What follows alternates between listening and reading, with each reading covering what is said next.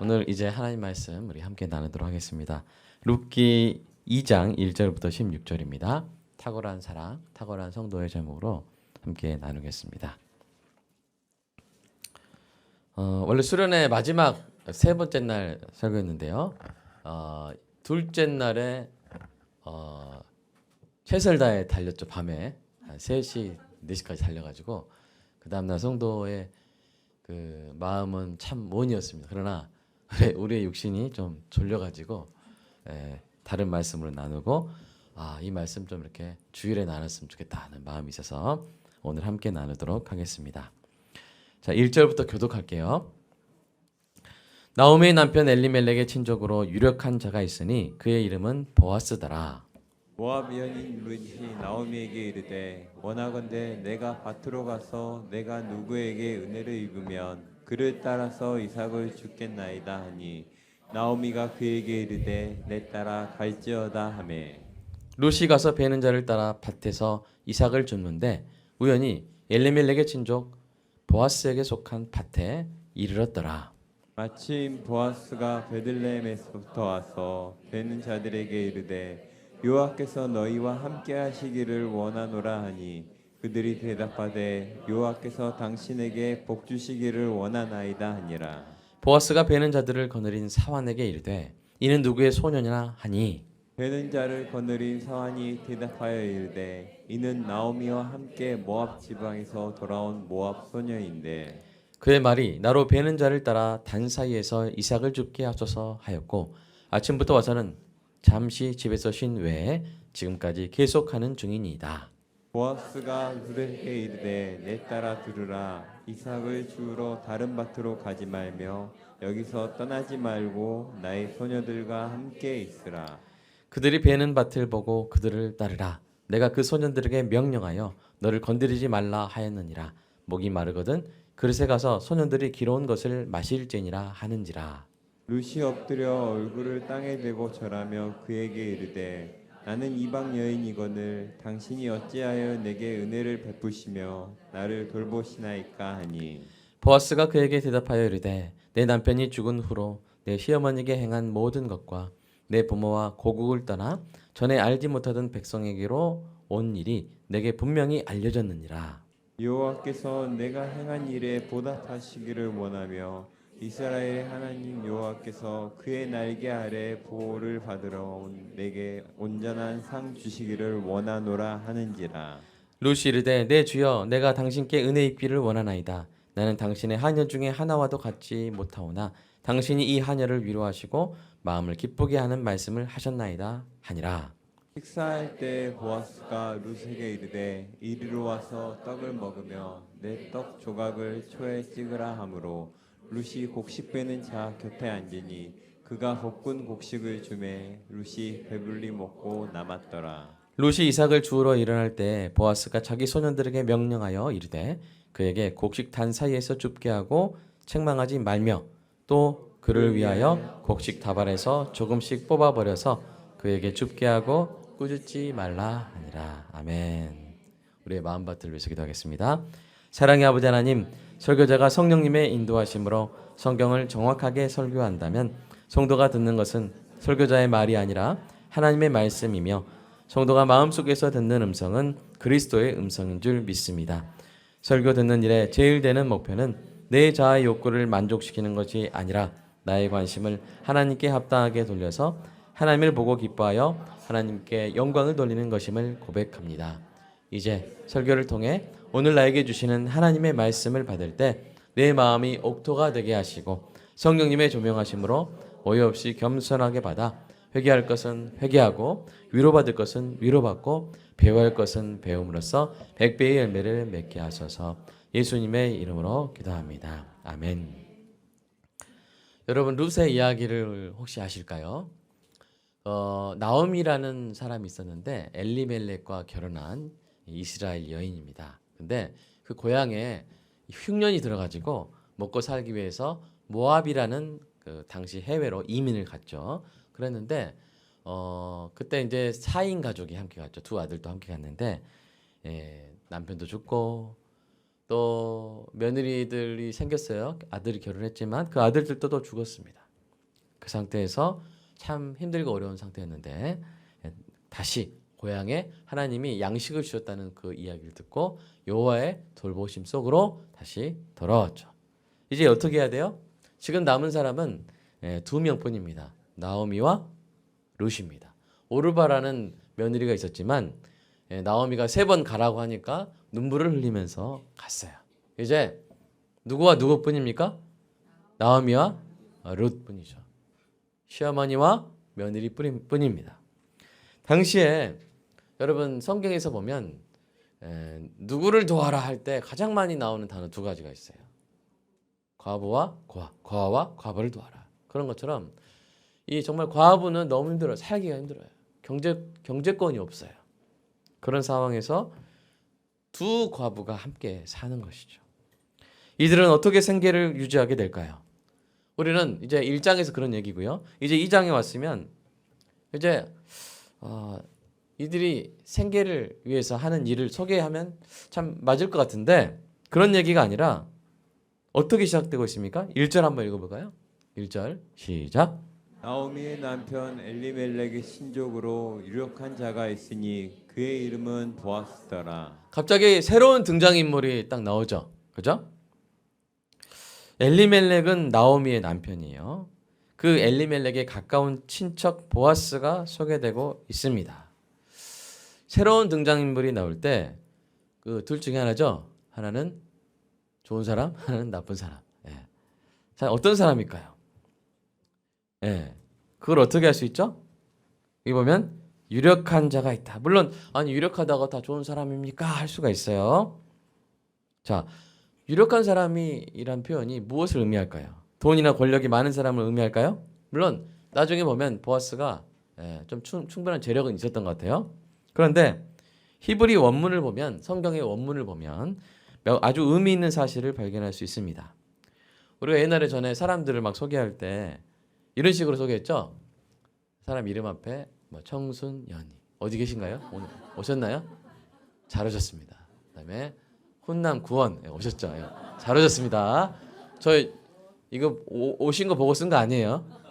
미리 써놓은 거예요. 장유성 집사 오셨잖아요. 깜찍 유형. 자, 너무 잘 썼죠? 이렇게 했단 말이에요. 이렇게. 그래서 보아스를 그럼 이렇게 표현하면 어떻게 될까요? 유력 보아스 이렇게 되겠죠? 유력 보아스. 그러면 룻은 어떻게 소개하면 될까요? 자, 룻기 3장 11절 볼까요? 11절 한번 읽어보겠습니다. 시작. 내가 현숙한 여자인 줄을 나의 성읍 백성이 다 아느니라. 그러니까 이제 룻의 이름 앞에 들어갈 형용사에 대해서 모든 성읍의 백성들이 다 공감했다는 거예요. 붙여줬다는 거예요. 룻 하면 무슨 룻이에요? 현숙 룻이라는 거예요. 현숙 룻. 근데 유력 보아스, 현숙 룻이 좀 다르잖아요. 한글로 다른데 히브리 말로 다를까요? 같을까요? 자, 제가 헷갈리면 두 번째로 했죠? 달라요? 같아요? 같아요. 같은 형용사예요. 그 뜻은 탁월한 이란 뜻입니다. 여러분 같은 단어가 잠언 31장에 나옵니다. 아주 유명한 구절 한번 읽어볼까요? 시작. 누가 현숙한 여인을 찾아 얻겠느냐? 그 값은 진주보다 더하니라. 현숙한 여인 얻으신 분 아멘. 빨리 순발력 있게 아멘 이렇게 하셨는데요. 감사합니다. 그러니까 현숙하다 이것도 똑같은 말이에요. 탁월하다는 뜻이에요. 탁월하다. 이 말은 이스라엘 여성에게 붙여지는 최고의 찬사였습니다. 예쁘다 뭐 이런 것과 비교할 수 없어요. 탁월하다. 그러니까 지금 이 룻 앞에 들어갈 말도 사실은 뭐예요? 탁월 룻이죠. 그죠? 근데 탁월 룻의 이야기에 갑자기 누가 등장하는 거야? 탁월 보아스가. 그러니까 여러분 나쁜 사람이겠어요? 좋은 사람이겠어요? 그냥 좋은 사람도 아니고 아주 중요한 이 주인공이 되는 것이죠. 우리가 이 구절을 읽으면서 더 주목하게 되는 부분은 보아스가 엘리멜렉의 친족이라는 사실이에요. 여러분 친족 개념이 이스라엘에서 매우 중요합니다. 친족들은 서로 어떤 의무를 가지고 있었냐면 누군가가 한 사람이 이 자기 땅에서 흉년이 나가지고 농사를 망쳤어요. 먹을 게 없으니까 뭘 팔아요? 땅밖에 없는 사람 뭘 팔겠어요? 땅을 파는 거예요. 근데 파는데 여러분 기억하실지 모르겠지만 영구적으로 파는 거예요. 희년이 될 때까지 파는 거예요. 네, 희년이 될 때까지 파는 거예요. 근데 희년이 멀잖아요. 50년씩 오니까 50년에 한 번씩. 그러니까 다시 먹고 살려면 다시 그 누군가 땅을 다시 사줘야 돼요. 1,000만 원에 팔았으면 1,000만 원 주고 사서 다시 줘야 돼요. 이걸 누가 한다고요? 친족이 하는 거예요. 이게 친족의 의무입니다. 이스라엘에서 친족이란 말은 이처럼 강력한 공동 운명체 또는 뭐 운명 공동체 이렇게 되겠네요. 따라서 이 구절을 이스라엘 사람이 읽는다면 아까 2장 1절을 읽는다면 어떤 느낌이 오는 거예요? 야, 좋은 일이 있겠다 하는 기대를 갖는 것이죠. 룻이 시어머니를 모시고 베들레헴으로 돌아온 때가 언제였어요? 보리 추수를 시작할 때였어요. 1장에 나오는데요. 자, 그러면 룻이 어떤 일을 할 수 있을까요? 자, 2절을 한번 보고 볼까요? 시작.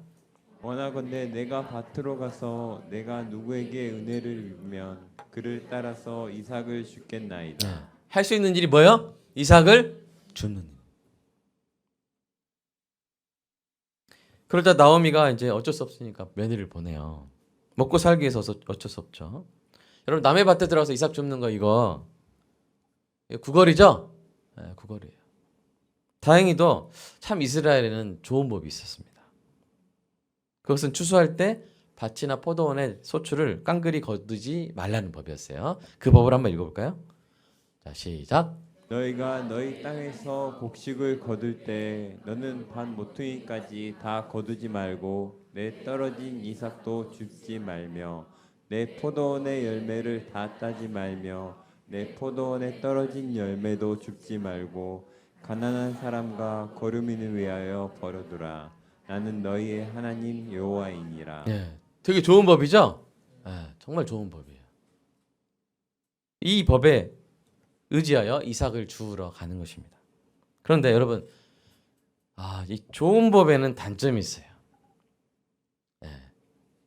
뭘까요? 지키기 쉬워요, 어려워요? 지키기 쉬워요, 어려워요? 어려워요.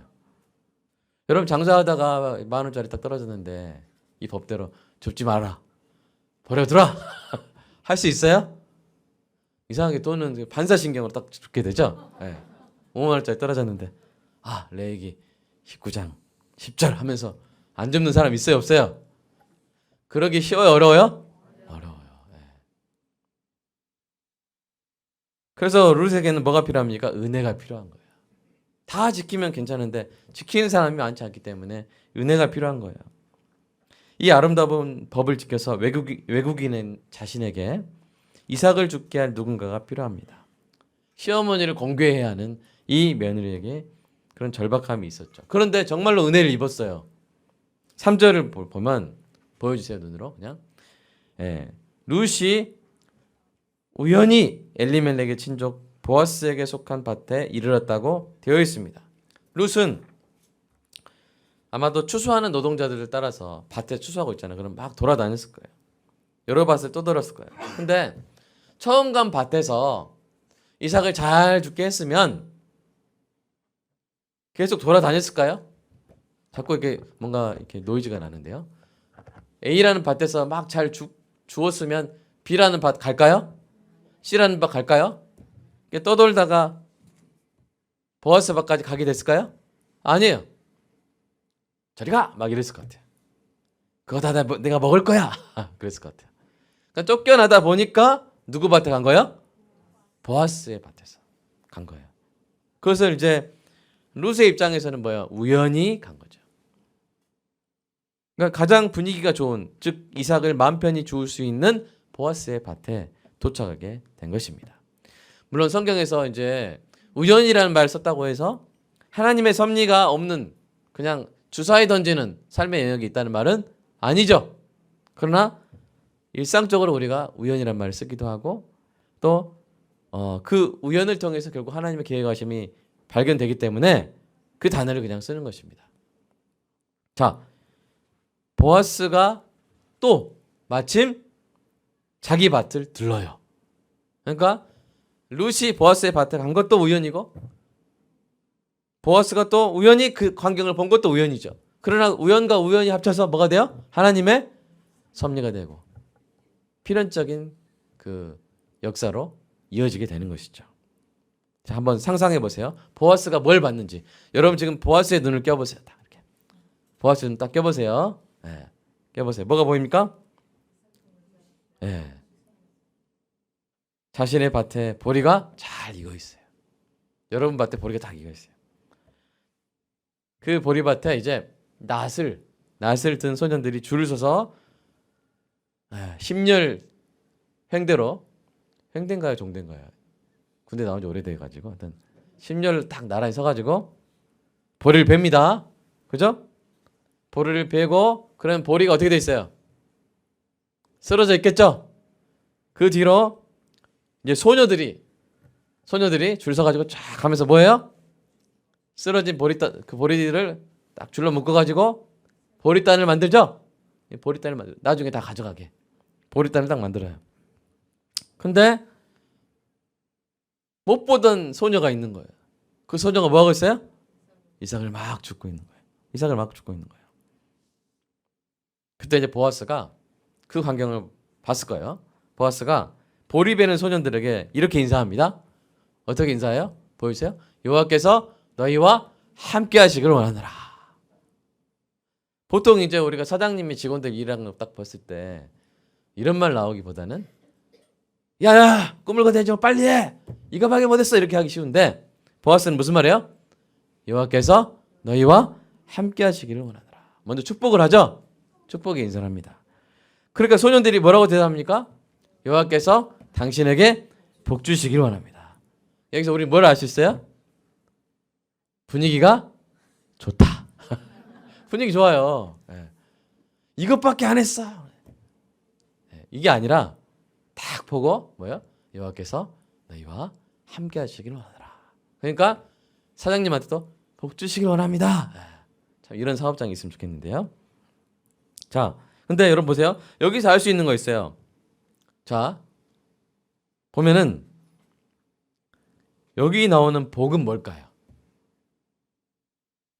여기 두 문장이 나오는 복이 뭐예요? 자, 빨간색 보세요. 자, 어때? 자, 여호와 함께 하시면 복이 줄로 믿습니다. 소리를 갖다 와서 많이 좀 피곤해요. 스트레스. 애들도 아침 못 일어나고 저도 약간 입이 잘 이렇게 안 풀렸어요. 자, 그래서 함께 하시는 게 복인 줄로 믿습니다. 그걸로 다 이렇게 고백하는 거예요. 자, 그런데 만약에 보십시오. 여기에서 보아스가 이삭을 줍는 한 외국인 소녀를 무시하고 그냥 지나갔다고 생각해 보세요. 그들의 축복은 그들만의 축복이죠? 그죠? 그 축복은 외국에서 시어머니 따라 모든 것을 버리고 온 한 소녀와는 아무런 상관이 없는 거예요. 우리도 서로 축복하죠? 그죠? 복이 무엇인지 알고 있습니다. 그러나 만약 우리가 우리 주변에 룻처럼 말없이 하루 생계를 위해서 이삭 줍고 있는 사람을 만약에 그냥 지나친다면 힘들고 어려운 이 주변의 룻들에게 관심이 없다면 우리들의 축복의 잔치는 우리들만의 잔치로 끝나는 것이죠.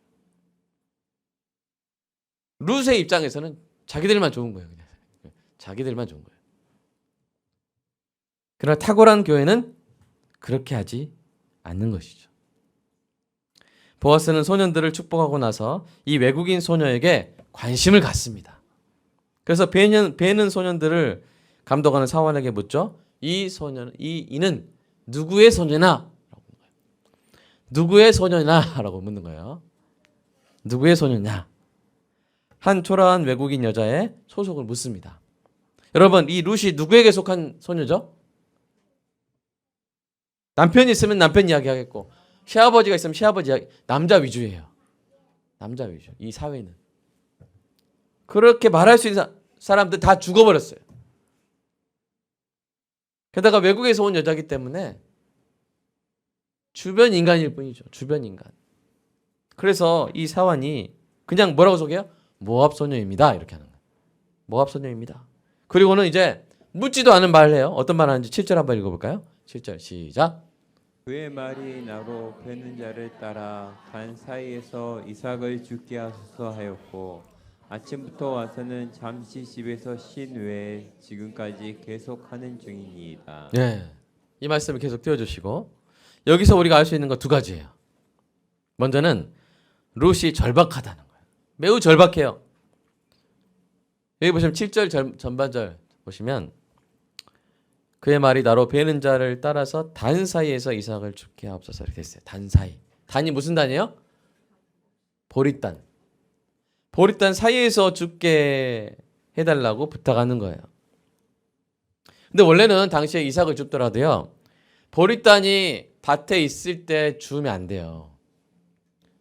보릿단을 다 걷어버려요. 거두고 그 다음에 떨어진 거 줍게 해요. 왜 그랬을까요?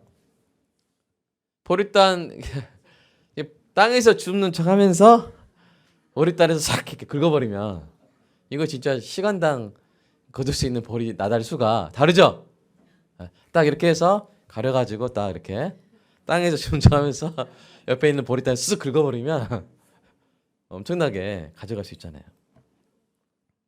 그러니까 밭 주인 입장에서도 그래 땅에서 가져가라. 그러나 보릿단에서 가져가면 좀 그렇잖아요. 그러니까 보릿단을 다 거두고 없을 때 땅에 떨어진 것만 있을 때 주어라 이렇게 하거든요.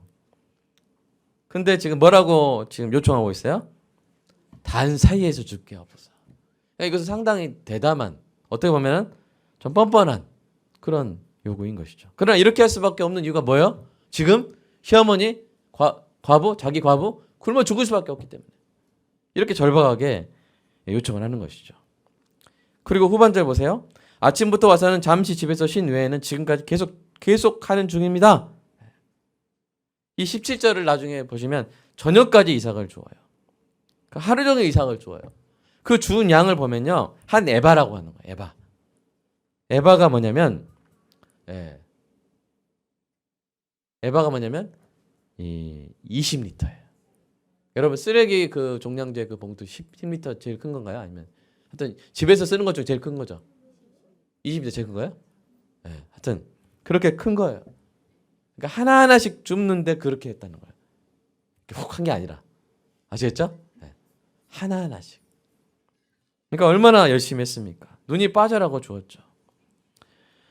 이토록 룻은 열심히 했다는 거예요. 열심히 했다는 거예요. 시어머니를 섬기기 위해서 열심히 했다는 것이죠. 자, 이 룻을 보아스는 그냥 지나칠 수도 있었어요. 당장에 여러분 보시면 여러분 정말 추수한 그 밭에 곡물들 보면 너무 좋잖아요. 그러다 보면 그냥 외국 소녀 한 사람 안 보일 수도 있어요. 안 보일 수도 있어요. 그러나 보아스의 눈은 룻을 놓치지 않았어요. 왜냐하면 보아스는 긍휼의 눈을 가졌기 때문이죠. 눈이 달라요. 시력이 다른 게 아니라 눈이 달라요. 긍휼의 눈을 가진 사람에게는 재물도 보이죠. 그러나 재물보다 뭐가 더 보여요? 사람이 보이는 거예요. 그렇지 않으면 막 사람이 죽어가도 안 보여요. 자기 추수단만 보여요. 그래서 보아스 이렇게 하면서 보아스일 수도 있을 것 같아요. 좀 이해가 됐을까요? 어떻게 보아스 이렇게 하면서 여러분 만약 보아스가 룻을 발견하지 못했다면 그리고 또는 봤어도 무시하고 지나쳤다면 자 룻기는 여기서 끝났을 거예요. 2장 4절에서 끝났을 거예요. 자기들끼리 축복하고 끝. 그래서 아름다운 구약 성경에서 가장 아름다운 이야기도 하나님의 역사도 예수 그리스도의 계보도 보아스와는 무관한 일이 되었을 거예요. 어쩌면 이름도 그냥 아무개로 바꿔버렸을 수 있어요. 사랑하는 여러분, 우리 교회 이야기는 룻기 2장 4절에서 끝납니까? 안 끝납니까? 안 끝납니다. 우리 교회 이야기는 계속 아름다운 이야기로 이어지는 줄로 믿습니다. 우리끼리 축복하고 끝나는 그런 허무한 엔딩의 주인공이 아니죠. 왜냐하면 우리 교회는 빛고울 광역교회이기 때문입니다. 우리 교회 성도는 보아스의 눈을 가지고 있기 때문입니다. 옆에 분의 눈을 보세요. 아름다운 보아스의 눈이군요. 시작. 네. 여자분한테는 룻의 눈이군요. 네. 이렇게 보아스의 눈은 주변 인간, 고통받는 사람을 돌아볼 수 있는 눈입니다. 여러분 룻도 마찬가지예요. 룻이 왜 탁월해요? 시어머니가 보이는 거예요. 시어머니만 보는 거예요. 따라가면 내가 불행해도, 따라가면 내가 고통스러운 거 다 뻔히 보이는데도 불구하고 다른 뭐 젊은 남자 막 안 보여. 누구만 보여? 지금 고통받고 있는 시어머니만 보이는 거예요. 그게 룻의 눈인 것이죠. 성경은 바로 그런 눈을 가진 사람들이 탁월한 사람들이라고 말하고 있는 것입니다. 탁월 룻, 탁월 보아스. 옆에 분에 한번 탁월하고 이름 붙여주세요. 시작. 탁월 경민. 이렇게 해주세요. 탁월 하늘이 이렇게 이야기해 주세요. 그래서 보아스와 룻처럼 소외당하는 사람들, 가난한 사람들, 재난당한 사람들을 돌보는 여러분이 바로 탁월한 사람인 줄로 믿습니다. 앞으로도 성경이 칭찬하는 탁월한 사람으로서 계속 살아가시는 은혜가 있기를 주님의 이름으로 축복합니다. 자, 그래서 보아스의 눈에는요, 룻은 여러 외국인 소녀들 가운데 한 명이 아니었어요. 누군가의 귀한 딸로 보였어요. 그죠? 게다가 돌봐줄 사람이 없는 외로운 소녀로 보였어요. 여러분, 이 사울에게 쫓겨다니던 다윗이 굴에 있을 때 이런 기도했습니다. 한번 읽어볼까요? 시작. 오른쪽을 살펴보소서. 나를 아는 이도 없고 나의 피난처도 없고 내 영혼을 돌보는 이도 없나이다. 네, 여러분 다윗의 마음이 좀 느껴집니까? 하나님, 제 곁을 보세요. 저 아는 사람도 없고요. 저 도망갈 데도 없고요.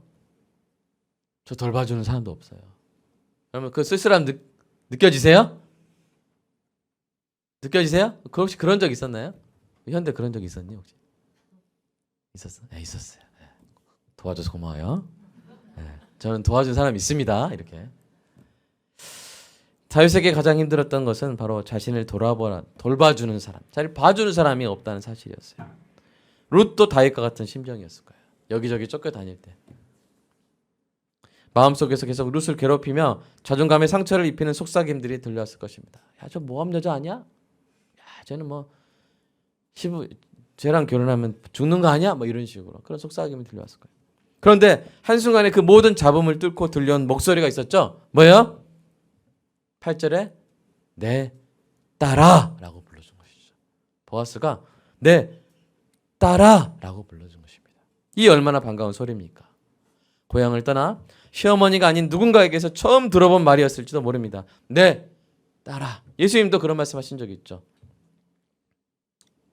12회를 혈루증 걸려서 너무나 고통받던 여인이 예수님이 급히 어디 가시는데 회당장 야이로 유력자의 딸을 고치러 가시는데 옷깃에 손을 댔죠. 나았죠. 예수님 그냥 갈 수도 있었는데 뭐라고요? 딸아 이렇게 말하죠. 딸아. 그런 것처럼 오늘 이 본문에서 그 목소리가 말하는 거예요. 이삭을 주우러 다른 밭에 가지 마라. 여기 있어도 된다. 안전하게 이삭을 계속 주울 수 있다. 목이 마르니? 목 마르면 소년들에게 가서 마셔라 라고 배려를 해주는 것이죠. 이것은 정말로 따뜻하고 감미로운 소리입니다. 룻에게 안정감과 소속감과 또 갈증을 풀어주는 그런 소리죠. 여러분 이때 룻이 어떻게 반응했습니까? 땅에 엎드려 절했어요. 얼마나 감동했으면. 여러분 누구한테 절합니까? 여러분 혹시 여러분 절할 수 있는 사람 누구예요? 절을 할 수 있다면 부모님이죠. 그렇죠? 부모님이죠. 그러니까 따라 하니까 자기 부모님처럼 대해주니까 너무 마음에 감동이 돼가지고 절을 딱 하는 거예요. 너무 감동해서. 그래서 이렇게 말하죠. 10절 한번 읽어볼까요? 10절 시작. 나는 이방 여인이거늘 당신이 어찌하여 내게 은혜를 베푸시며 나를 돌보시나이까. 예, 너무 감동한 거예요. 평생 외롭게 천대받으며 살 줄 알았는데 이렇게 해주니까 너무 감동하는 거예요. 어찌하여 내게 이런 은혜를 베푸십니까? 여러분 보아스가 왜 룻을 돌봐줬을까요? 룻이 너무 불쌍해 보였을까요? 그랬을 수 있죠. 또는 뭐 룻이 예뻤을까요? 그거 좀 우리 착각입니다. 룻과 보아스는 나이 차가 매우 많아요. 보아스가 룻에게 어떤 흑심을 품게 되었을까요? 아닙니다. 보아스에게 룻은 그냥 뭐예요? 딸 같은 소녀예요. 딸 같은 소녀. 23절을 보면요. 룻은 보리추수에서 밀추수까지 마치기를 대략 49일 동안 보아스의 밭에서 이삭을 죽게 되는데 그동안 보아스가 룻에게 어떤 이성적인 관심을 보였다는 아무런 증거가 없어요. 그냥 사랑으로 그렇게 한 것이죠. 오히려 다른 이유에 대한 증거가 뚜렷하죠. 11절 한번 읽어볼까요? 보아스가 왜 룻을 특별하게 봤는지 11절 시작. 내 남편이 죽은 후로 내가 시어머니에게 행한 모든 것과 내 부모와 고국을 떠나 전에 알지 못하던 백성에게로 온 일이 내게 분명히 알려졌느니라. 예. 그러니까 룻이 어찌하여 저를 돌보십니까? 하니까 룻이 보아스가 한 말이기 때문에 이유가 들어가 있는 거예요. 그 이유가 뭐예요? 뭐예요? 사정을 알고 있었던 것이죠. 룻이 사정을 알고 있었고, 야, 이런 며느리는, 이런 소녀는 정말 귀하다. 죽음보다 강한 충성을 행하고 있는 그 룻의 가치를 알아본 거예요.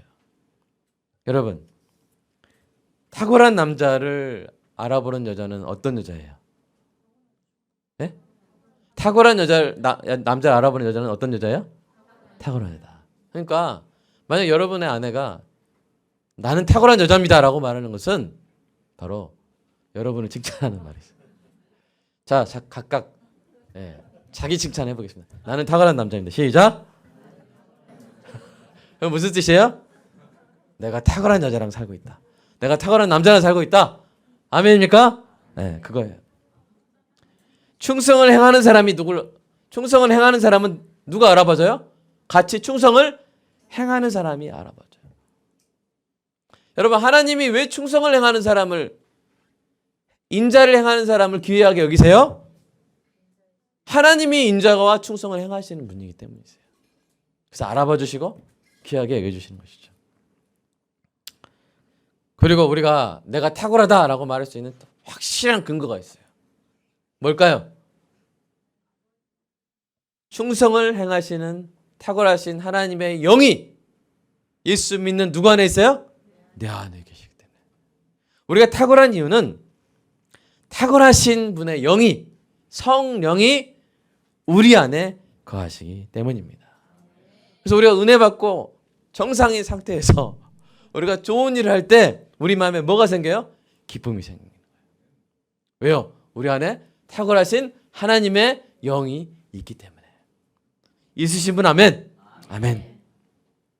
보아스는 룻의 탁월함을 알아본 거예요. 더 나아가 룻을 이렇게 축복합니다. 12절 한번 읽어볼까요?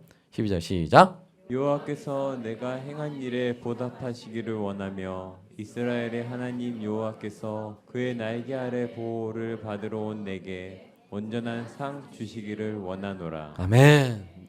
진짜 탁월하죠? 어떻게 이런 말을 바로 합니까? 야, 룻, 너 하나님이 상 주실 거야. 온전한 상 주시기를 원하노라. 너 같은 소녀가 상 받아야 돼. 이 마음이에요. 여러분 그런 마음 느껴지세요? 네. 저도 진짜 기도하면서 여러분 성도 여러분 생각하면 이런 분들이 복 받아야 됩니다. 하나님. 이런 성도들의 자녀에게 좀 잘해 주십시오. 하나님. 그 앞길이 형통하게 해 주십시오. 어디를 가든지 사랑받게 해 주십시오.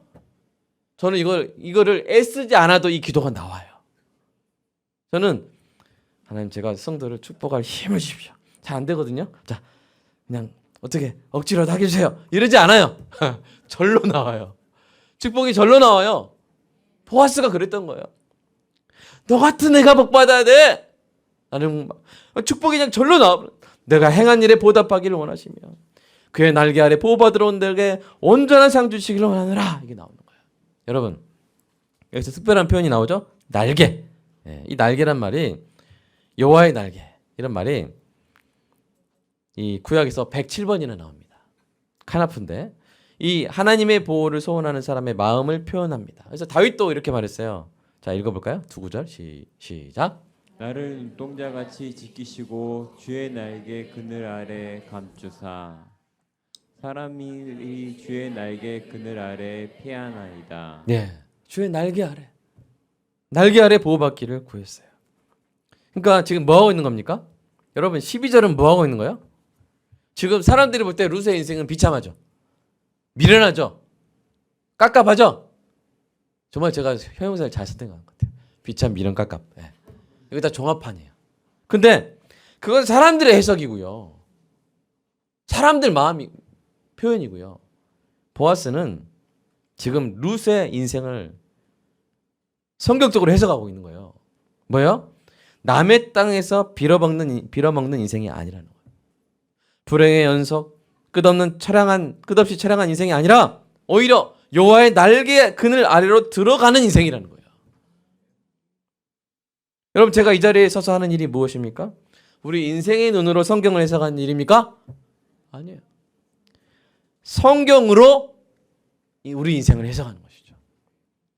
성경이 탁월하다고 평가하는 보아스의 눈으로, 예수님의 눈으로 우리 인생을 해석하는 것이죠. 우리의 인생에 대한 세상의 그 잡다한 소리를 뚫고 내 딸아, 내 아들아, 너는 내 날개 그늘 안에 있다. 내가 너를 사랑한다. 혹시 제가 이거 자막으로 준비 안 했나요? 사랑한다. 사랑한다. 그 전에 준비 안 했네요. 하시는 그 성경의 소리를 전하는 게 저의 역할인 거예요.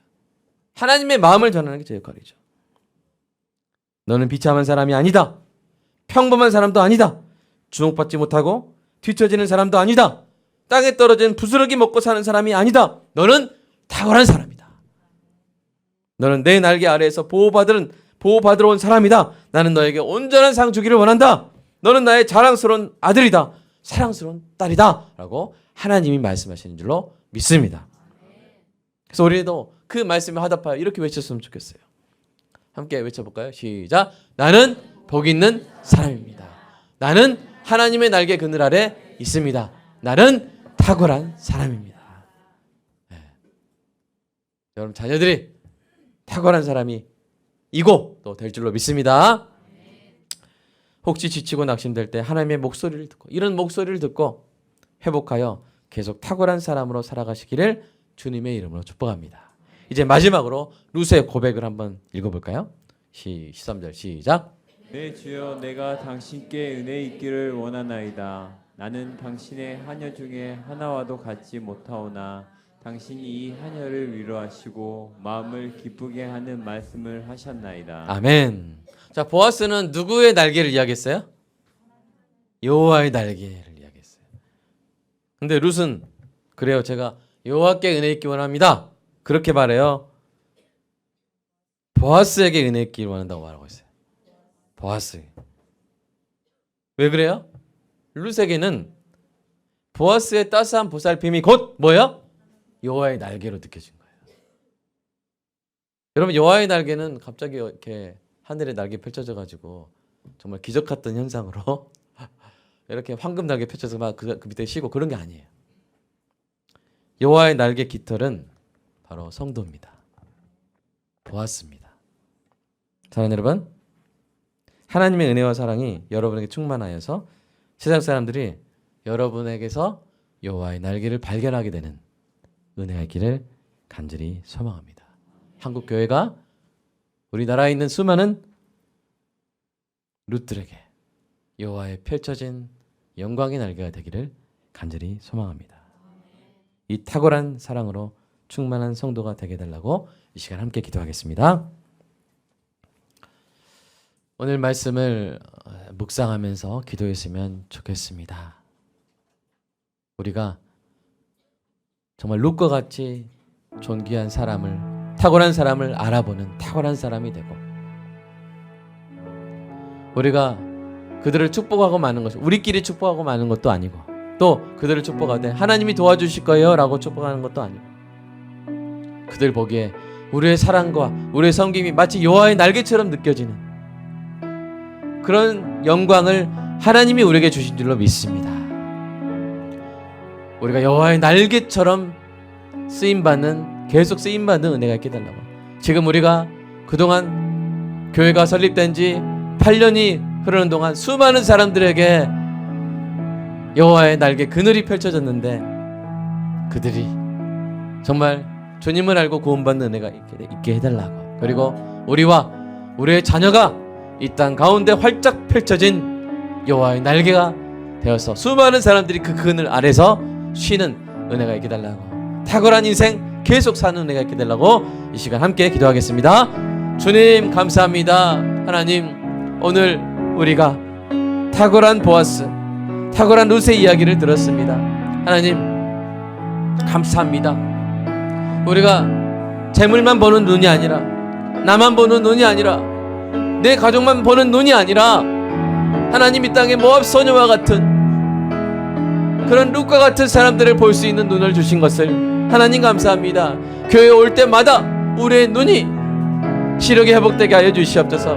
나만 보는 눈에서, 내 가족만 보는 눈에서, 내 성공, 내 재물만 보는 눈에서 하나님, 사람들이 보지 못하는 어려운 사람들, 연약한 사람들, 외로운 사람들, 소외받은 사람들, 그 가운데서도 정말 탁월한 사람들, 룻과 같은 사람들을 놓치지 않는 그런 우리 눈이 되게 하여 주시옵소서. 하나님, 탁월한 사람이 탁월한 사람을 알아본다는 진리를 오늘 성경을 통해서 다시 한번 보았습니다. 하나님, 우리 모든 성도들이 보아스가 되게 하시고, 우리 모든 성도들이 룻이 되게 하여 주시옵소서. 그래서 탁월한 사람이 탁월한 사람을 응원하고, 탁월한 사람이 탁월한 사람을 격려하고, 탁월한 사람이 탁월한 사람을 후원하고, 지지하고, 붙들어주고, 밀어주고, 땡겨주고, 도와주고, 함께해주는, 축복하고 인내하고 기다려주는 그런 탁월한 사람들의 교회가 되게 하여 주시옵소서. 하나님, 세상의 관점으로 성경을 해석하는 것이 아니라 성경의 관점으로 우리 인생을 해석하며, 하나님 정말 우리가 존귀한 삶을 살고 있다는 것, 우리를 위하여 온전한 상이 기다리고 있다는 사실을 늘 기억하며 사는 사랑하는 우리 성도들 되게 하여 주시옵소서. 우리 하나님의 날개의 깃털로 사용하여 주시옵소서. 하나하나 펼쳐진, 하나님 세상의 폭염에서 보호해 줄 수 있는 시원한 그늘을 만들어 줄 수 있는 여호와의 깃털로 우리를 사용하여 주시옵소서. 한국교회 하나하나가 그 여호와의 깃털이 될 때, 하나님 우리 대한민국에서 수많은 사람들이 한국교회의 그늘 아래서 참으로 복음을 누리고 복음을 맛보고 복음으로 살아나는 놀라운 역사가 있을 줄로 믿습니다. 오늘 이 말씀을 받고 이제 여호와의 깃털이 되어서 이번 한 주 주님 사람들에게 그늘 만들어 주러 갑니다. 하나님 내가 넓은 그늘을 펼 수 있는 여호와의 날개가 되게 하여 주시옵소서. 품을 수 있는 여호와의 날개가 되게 하여 주시옵소서. 내 본성으로 할 수 없지만 탁월하신 영이신 성령께서 내 안에 계시니, 주여 성령께서 하시고 그 성령의 말씀대로 순종하는, 그래야 승리하여 돌아오는 삶이 되게 하여 주시옵소서. 많은 그늘을 펼쳐 많은 사람들을 품고 돌아오는 이번 일주일이 되게 하여 주시옵소서. 주님 사랑합니다. 감사합니다. 예수님의 이름으로 기도합니다. 아멘.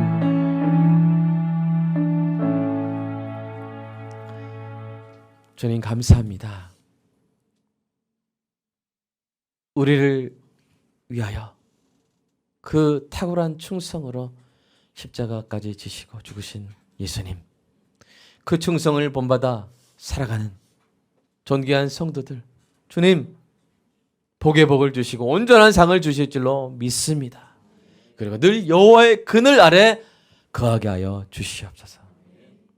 그리고 더 나아가 사랑하는 이 보아스와 룻들이 여호와의 날개가 되어서 많은 사람들에게 그늘을 드리우고 그들을 살려내는 탁월한 사랑, 탁월한 사람으로 살게 하실 줄로 믿습니다. 주여 여기 보소서. 이 탁월한 성도들의 탁월한 자녀들이 있습니다. 지금은 준비되고 있어서 우리가 아직 펼쳐지지 않았을지라도 이 아름다운 여호와의 깃털들이 펼쳐지는 그 순간 이들이 또한 탁월한 보아스가 되고 탁월한 룻이 되어서 이 땅 가운데 하나님의 영광을 나타내고 수많은 사람들을 그 그늘에서 쉬고 살아나게 할 줄로 믿습니다. 믿음으로 계속 키우게 하시고 믿음으로 계속 기도하게 하여 주시옵소서. 믿음대로 기도대로 될 줄로 믿습니다. 주님 감사합니다. 주님의 사랑, 주님의 탁월하신 충성에 감사하여 11조 감사금 주일원금 드렸사오니 이 모든 헌금들도 주님 아름답게 사용되어 이 땅 가운데 여호와의 날개 그늘로 쓰임받게 하여 주시옵소서. 사랑하는 성도들 삶에도 필요한 모든 것을 채워주시고 특별히 자녀의 마음을 지켜주시고 자녀의 뇌를 지켜주시고 자녀가 이 땅 가운데 행복하고 보람되게 사는 복된 인생을 허락하여 주시옵소서. 예수님의 이름으로 기도드리옵나이다. 아멘.